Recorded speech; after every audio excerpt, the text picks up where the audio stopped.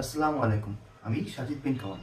আমি বর্তমানে বাংলাদেশ ব্যাংকে সহকারী পরিচালক হিসেবে কর্মরত আছি এবং আমি ৪৩তম বিসিএস এ পুলিশ ক্যাডারে গেজেটেড হিসেবে বর্তমান অবস্থায় আছি। এখন সামনে আমাদের জয়েনিং।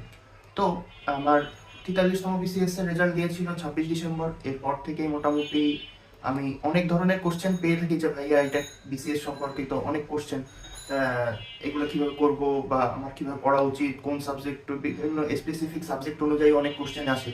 তো আমি চেষ্টা করি আর কি ওইগুলা যেভাবে পারা যায় অ্যান্সার দিতে। অনেক সময় আমি অনেকের অ্যান্সার দিতেও পারি না সময়ের স্বল্পতার কারণে। তো সামনে যেহেতু ৪৭তম বিসিএস এর পরীক্ষার টাইম এসে যাচ্ছে, তো বর্তমানে কিন্তু ৪৭তম বিসিএস এর সার্কুলার চলমান চলমান না হলেও স্থগিত আবার দিবে।